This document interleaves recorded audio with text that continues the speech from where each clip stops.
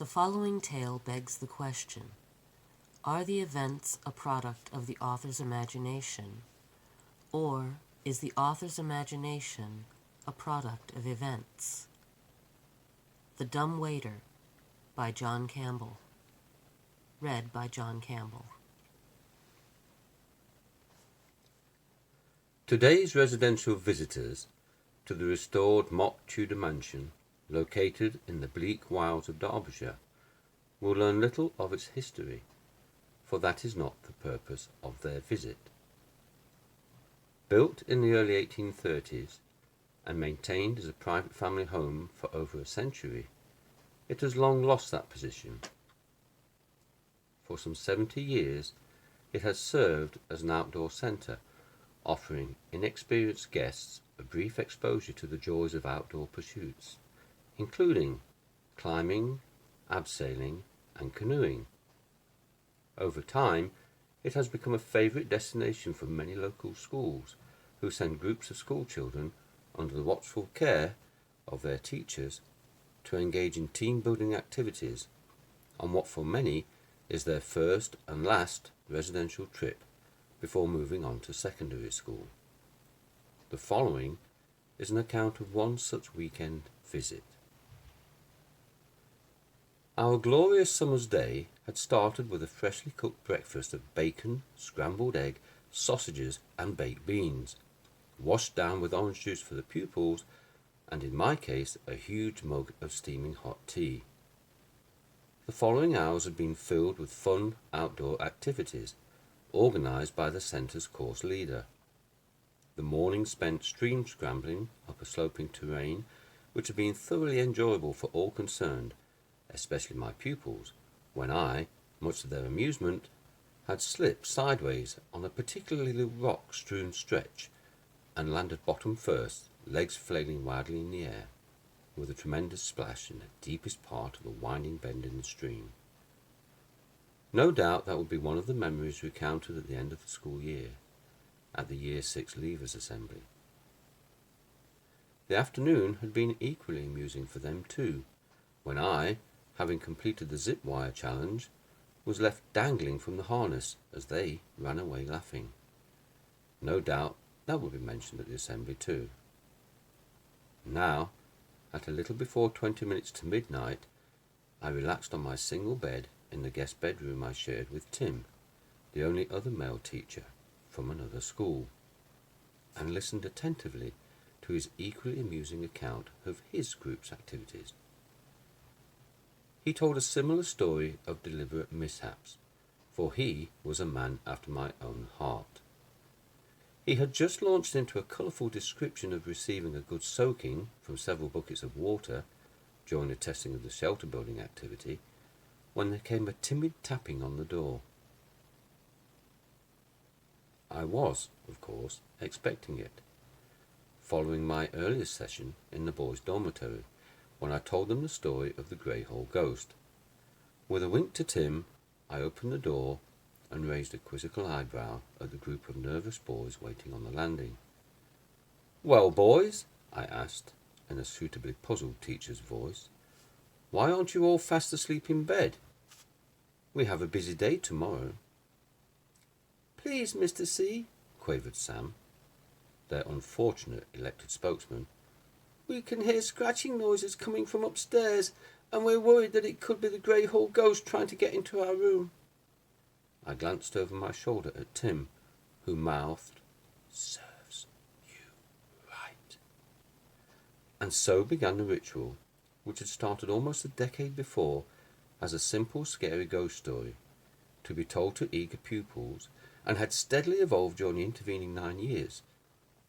I motioned them to wait quietly as I crossed the wardrobe to retrieve my torch, before joining them on the landing.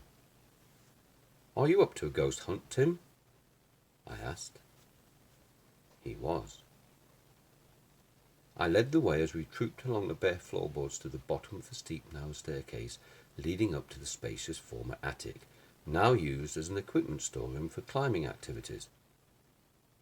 "Who wants to go first?" I asked.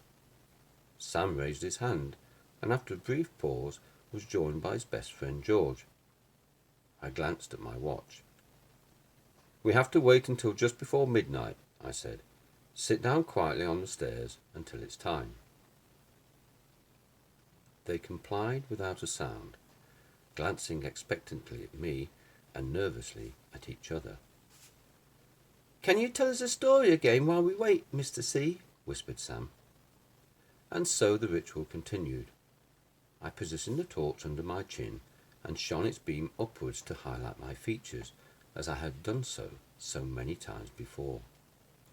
There was an approving chorus of gasps from my audience. "This mansion wasn't always an outdoor centre," I began. "It was once owned by a rich family, and probably would have remained so had it not been for the Second World War. It was when the war moved into the period known as the Battle of Britain that the buildings were requisitioned by the government and converted into a convalescence hospital for injured pilots. During that time, the attic was where the most seriously wounded were cared for, as it was well away from the main ward and provided the peace and quiet necessary for a possible recovery. There were 16 beds for use at any one time, and one doctor and 2 nurses were assigned to monitor the patients on 3-hour shifts. However, at this time, only one young airman lay on a coverless bed in the farthest corner of the room, his lightly bandaged upper body and head giving him the appearance of an Egyptian mummy. He had lain quietly for weeks now, as his body had slowly responded to the twice daily treatment and redressing of his burns. His silence was not unusual after sustaining such injuries, and was attributed to shock, which would wear off in time. But from the first moment of consciousness, he had listened intently. The unfamiliar words and phrases grated jarringly on his ears, and with each passing day his hatred seethed and fermented as he waited for the opportunity to escape. In time, the bandages were removed from his face, the sudden flare of morning daylight searing his pale blue eyes. The doctor peered into them, shadowed them with his hand, watched the pupils react, and smiled. "That's good. There is no damage to your vision," he said approvingly. The words held no meaning for the young airman. 3 days later, the bandages were removed from his torso, and again the doctor made approving noises. Again, the meaning of the words was lost. Weeks passed slowly in a steady drift of routine. Bed baths, examinations, applications of lotions, thrice daily meals delivered from the bowels of the building by a dumb waiter, and the changing of personnel as shifts came and went. The young airman mentally noted each, building a record of the pattern down to the last detail. It never varied, nor did the personnel. Darkness came earlier now as the sun turned its face toward winter. A plan formulated itself in his mind and took root. The morning and afternoon shifts were too dangerous. The doctors and nurses were young and would not be easily surprised. The night staff presented the easier option. A taciturn doctor in late middle age, overweight, ponderous of movement, and slow to react to stimuli. The 2 female nurses were of similar calibre, and had relaxed into the habit of dozing the early hours away in their comfy armchairs by the open fire. At midnight on the 31st of October, the young airman made his move, opening the doctor's jugular vein with the knife he had secreted weeks ago after the evening meal.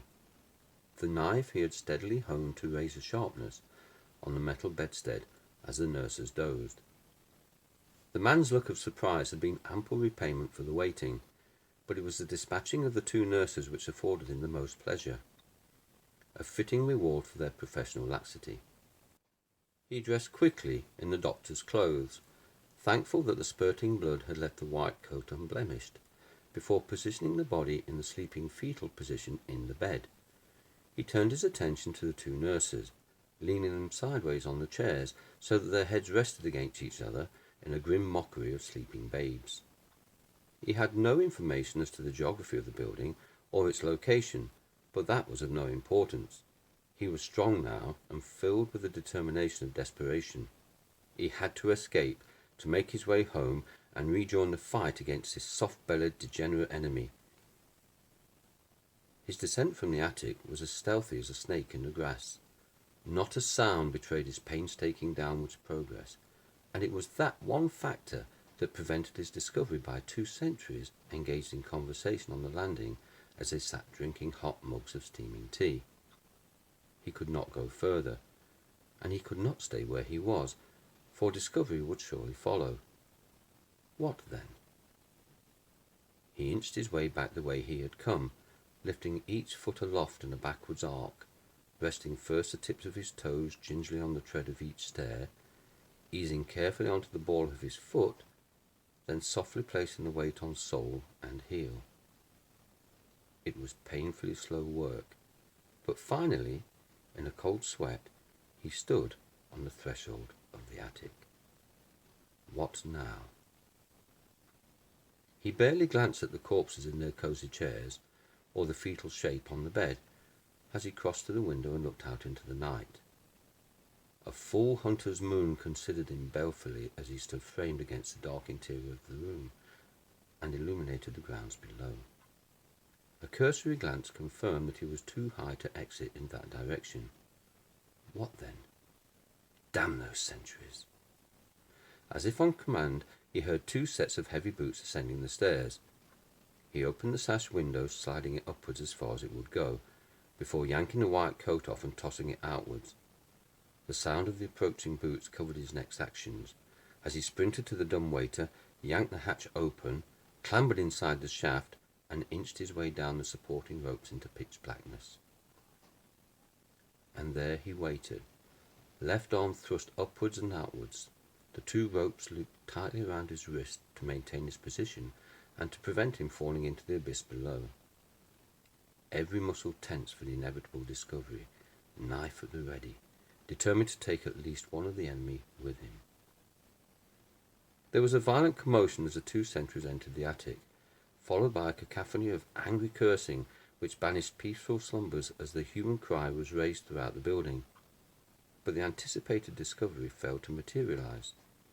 The young airman waited, every muscle tensed, as heavy footfalls came and went.